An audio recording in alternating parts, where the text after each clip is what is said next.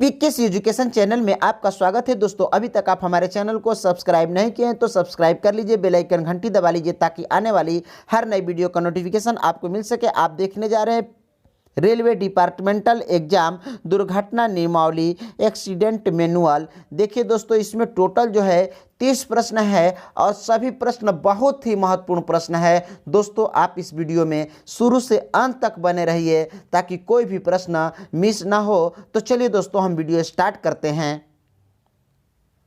प्रश्न number 1, ART को बाहर निकालने एवं स्टेशन से रवाना करने के लिए कितना समय दिया जाता है यदि दिन का समय हो। दोस्तों, इस प्रश्न का सही उत्तर जो है क्या है, ए 45 मिनट। एआरटी को निकालने के लिए 30 मिनट का समय और रवाना करने के लिए 15 मिनट का समय, यानी कि टोटल 45 मिनट का समय दिया जाता है यदि दिन का समय हो। इस प्रश्न का सही उत्तर जो है क्या है, ए है। एआरएमई को साइडिंग से निकालने और स्टेशन से भेजने के लिए कितना समय निर्धारित है यदि साइडिंग दोहरे निर्गत वाली है तो। दोस्तों, इस प्रश्न का सही उत्तर जो है क्या है, 20 मिनट।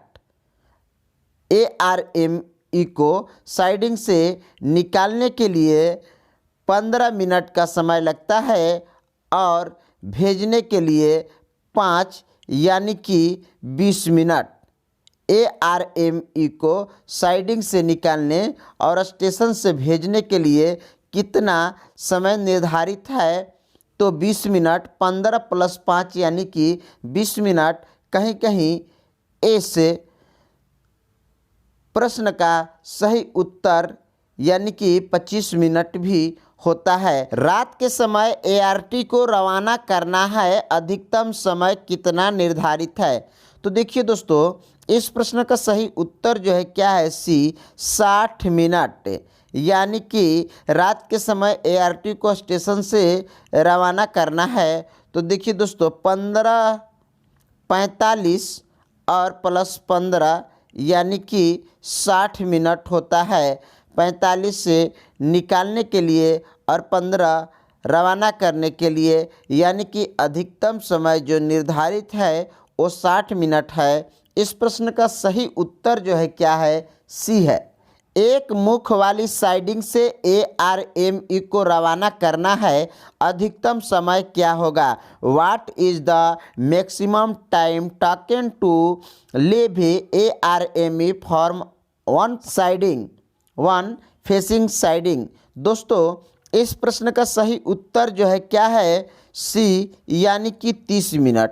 एक मुख वाली साइडिंग से एआरएमई को निकालने का समय जो होता है वो 25 होता है और 15 रवाना करने का, यानी कि टोटल जो है अधिकतम समय जो होता है वो 30 मिनट होता है।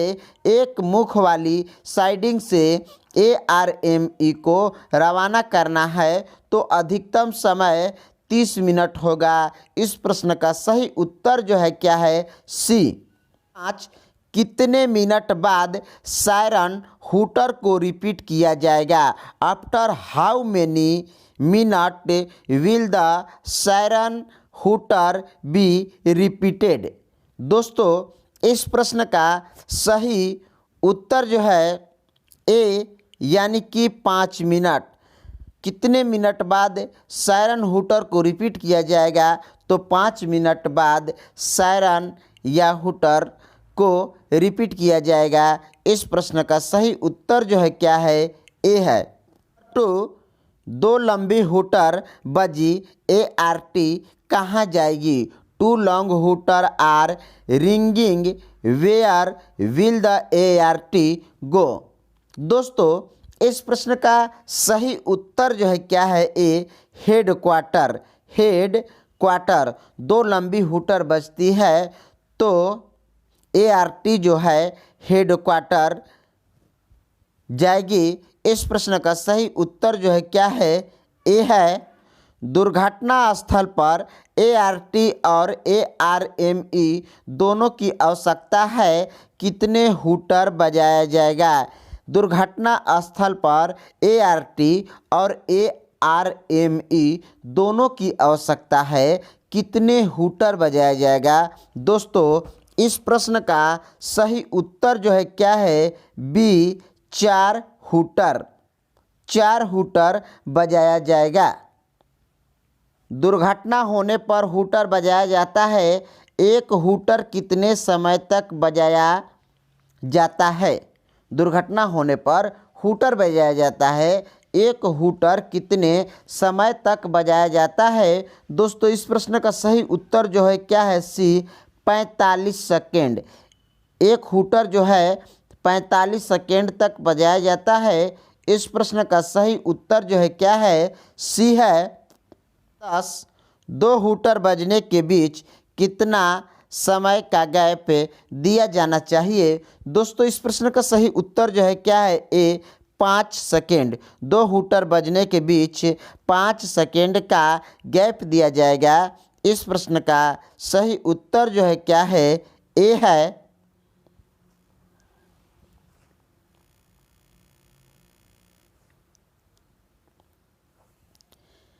प्रश्न नंबर 11, ART और ARME रद्द करने के लिए कितने हूटर कितने समय के लिए बजाया जाता है?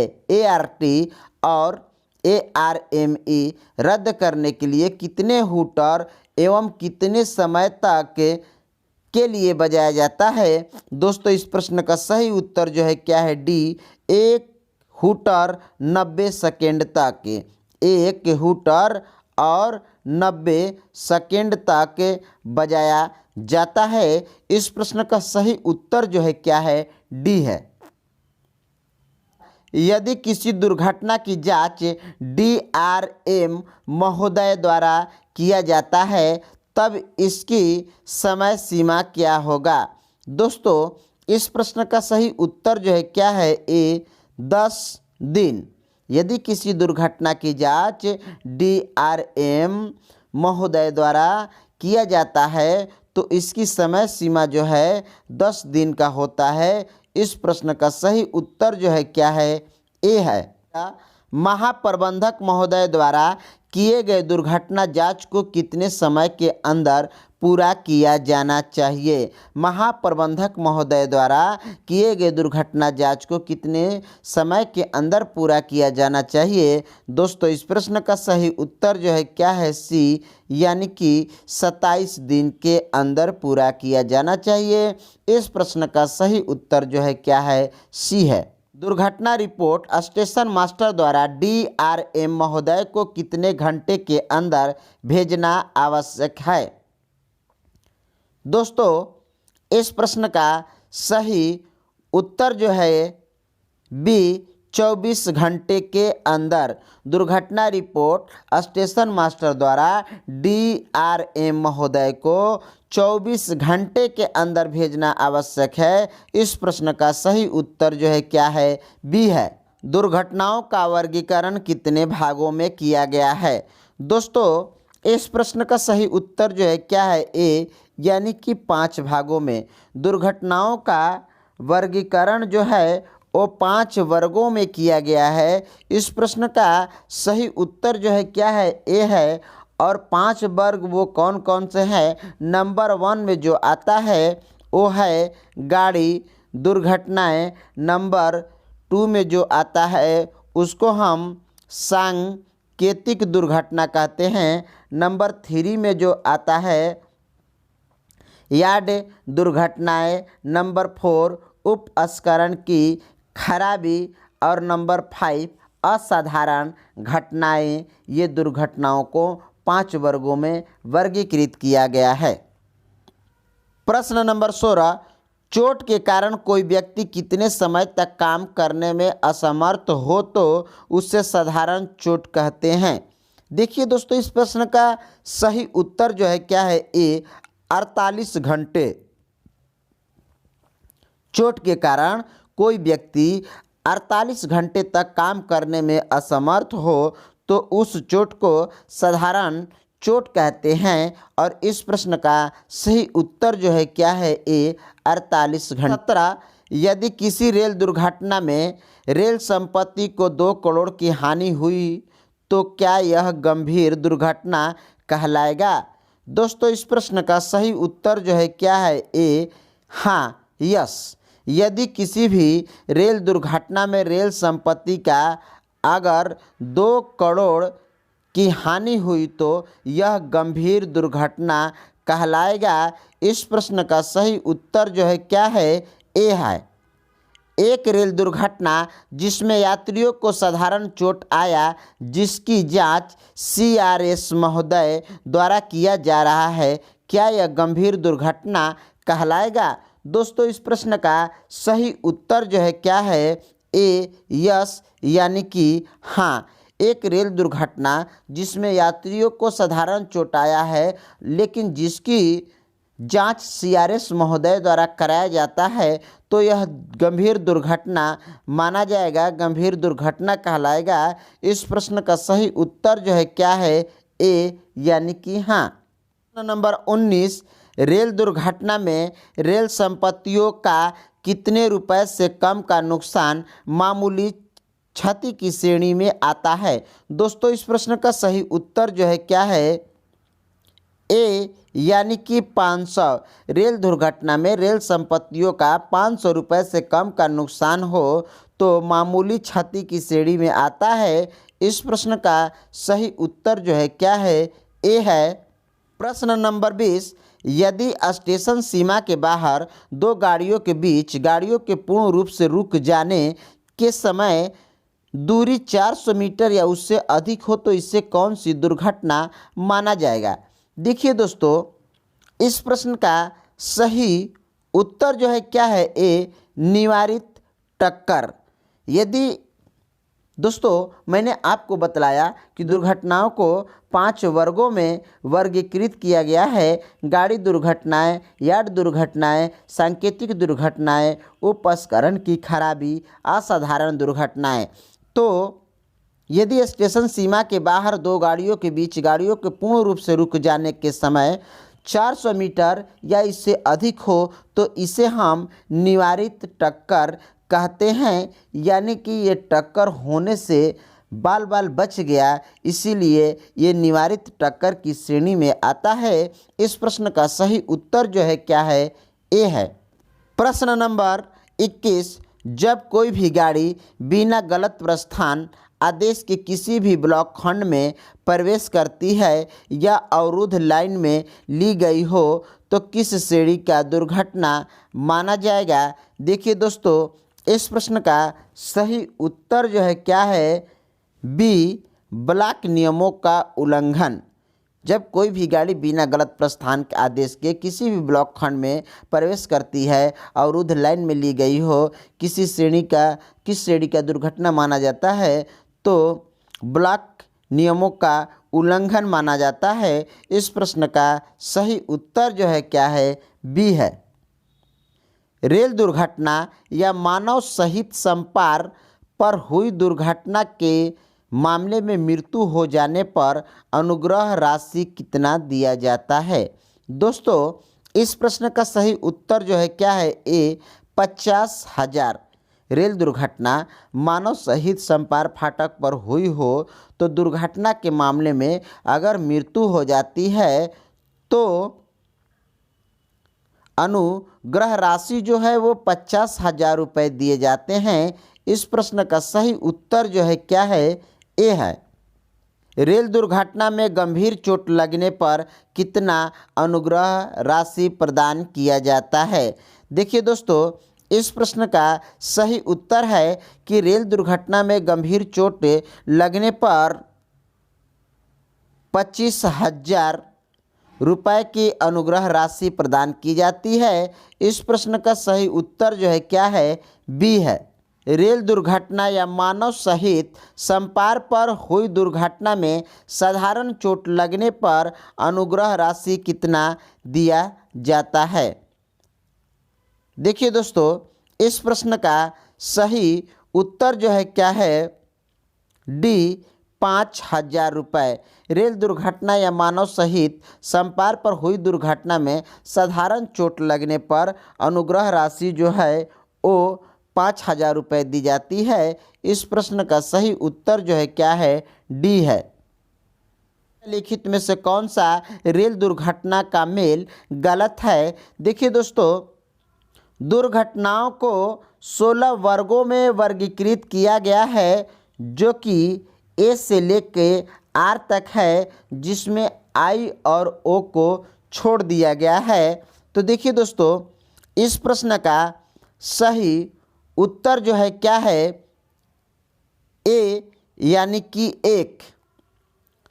एल यानी कि रेल पथ की विफलता। देखिए दोस्तों, ये जो ऑप्शन जो है ये क्या है, गलत है। एल जो होता है, एल से लाइट विद्युतीय उपकरण का खराब होना एल श्रेणी का दुर्घटना माना जाता है। नंबर 2 यानी कि एम सिग्नल एवं दूरसंचार विफलता, ये सही है। और एन गाड़ी को क्षतिग्रस्त या तोड़फोड़ करना एन श्रेणी का दुर्घटना माना जाता है। तो इस प्रश्न का सही उत्तर यानी कि ए है, यानी कि एक जो गलत मेल है। निम्नलिखित में से रेल दुर्घटना एवं उनके प्रकार में कौन सा गलत है? देखिए दोस्तों, इस प्रश्न का सही उत्तर जो है क्या है, सी यानी कि 3। एफ निवारित टक्कर। देखिए दोस्तों, निवारित टक्कर को एफ श्रेणी का दुर्घटना माना जाता है। नंबर 2 जी यानी कि ब्लॉक उपकरणों का उल्लंघन जो है वो जी श्रेणी का दुर्घटना कहलाता है। नंबर 3 एच इंजन की विफलता। तो देखिए दोस्तों, ये ऑप्शन जो है क्या है, सही नहीं है। इसका मेल जो है वो क्या है, गलत है। इस प्रश्न का सही उत्तर जो है क्या है, सी है।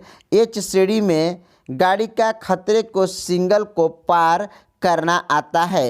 एच श्रेणी में जो है गाड़ी को खतरे के सिग्नल जब पार कर जाती है तो एच श्रेणी का दुर्घटना कहलाता है। तो ये मेल जो है गलत है। इस प्रश्न का सही उत्तर जो है क्या है, सी है। प्रश्न नंबर 27, निम्नलिखित में से रेल दुर्घटना एवं उसके प्रकार में कौन सा गलत है? तो देखिए दोस्तों, इस प्रश्न का भी सही उत्तर जो है क्या है, 3 यानी कि डी अन्य दुर्घटनाएं। नंबर 1 में बी जो है गाड़ियों में आग लगना। गाड़ियों में जो आग लगना है वो बी श्रेणी का दुर्घटना कहलाता है। सी से संपार यानी कि संपार पर दुर्घटना होना सी श्रेणी का दुर्घटना कहलाता है। और डी जो है ये अन्य दुर्घटनाएं, यानी कि ये ऑप्शन जो है दोस्तों गलत है। और डी का अर्थ होता है डिरेलमेंट यानी कि विपथन। लेकिन अन्य दुर्घटनाएं जो होती है, अन्य दुर्घटनाएं को हम क्यों श्रेणी से सूचित करते हैं? तो इस प्रश्न का सही उत्तर जो है क्या है, सी यानी कि सी ऑप्शन जो है क्या है, गलत है। दांत का टूट जाना साधारण या गंभीर चोट की श्रेणी में आता है। तो देखिए दोस्तों, इस प्रश्न का सही उत्तर जो है क्या है, बी यानी कि गंभीर दुर्घटना की श्रेणी में आता है। दांत का टूट जाना गंभीर दुर्घटना की श्रेणी में आता है। इस प्रश्न का सही उत्तर जो है क्या है, बी है। देखिए दोस्तों, एक बार मैं आपको बतला देता हूं कि गंभीर दुर्घटना की श्रेणी में क्या आता है। तो देखिए, बी पुंसन हो जाना, यानी कि संतान उत्पन्न करने की शक्ति अस्थायी रूप से नष्ट हो जाना, किसी भी आँख की ज्योति अस्थायी रूप से नष्ट हो जाना, किसी भी कान की श्रवण शक्ति अस्थायी रूप से नष्ट हो जाना, किसी भी अंग का जोड़ या अपने स्थान से हट जाना, किसी भी अंग या जोड़ का नष्ट हो जाना, उसकी शक्ति अस्थायी रूप से क्षतिग्रस्त होना, सिर या चेहरे का अस्थायी रूप से विकृत हो जाना, हड्डी या दांत टूट जाना, हट जाना, किसी प्रकार की चोट जिसमें जीवन को खतरा या जिसके कारण पीड़ित जो है 20 दिन या अधिक समय तक शारीरिक पीड़ा के कारण अपना सामान्य कामकाज करने में असमर्थ है, तो ये सभी दुर्घटनाएं जो है वो गंभीर दुर्घटनाएं मानी जाती है। प्रश्न नंबर 29, लोको पायलट द्वारा असामान्य झटका की सूचना दिए जाने पर गाड़ी को किस गति का सावधानता आदेश यानी कि सावधानी आदेश जारी किया जाना चाहिए? देखिए दोस्तों, इस प्रश्न का सही उत्तर जो है क्या है? B 15 kmph। लोको पायलट द्वारा असामान्य झटका की सूचना दिए जाने पर गाड़ी को जो है वो 15 kmph यानी कि 15 किलोमीटर प्रति घंटा का सावधानी यानी कि सतर्कता आदेश जारी किया जाना चाहिए। इस प्रश्न का सही उत्तर जो है क्या है? बी मानव रहित संपार पर दुर्घटना के दौरान मृत्यु की स्थितियों में अनुग्रह की राशि कितना दिया जाता है? अगर मानव रहित यानी वो जहाँ पे कोई भी मानव जिस संपार यानी कि क्रॉसिंग पर न हो वहाँ दुर्घटना के दौरान मृत्यु की स्थिति में अनुग्रह राशि कितना दिया जाता है? तो दोस्तों इस प्रश्न का सही उत्तर जो है क्या है? डी कुछ नहीं, नथिंग। यानी कि मानव रहित संपार पर दुर्घटना होने पर कोई भी राशि नहीं दी जाती है। दोस्तों यदि यह वीडियो आपको पसंद आया है तो लाइक कीजिए, शेयर कीजिए। अभी तक आप हमारे चैनल को सब्सक्राइब नहीं किए हैं तो सब्सक्राइब कर लीजिए, बेल आइकन घंटी दबा लीजिए ताकि आने वाली हर नई वीडियो का नोटिफिकेशन आपको मिल सके। दोस्तों इसी के साथ मैं आपसे विदा लेता हूं, फिर नेक्स्ट वीडियो में आपसे मुलाकात होगी। जय हिंद।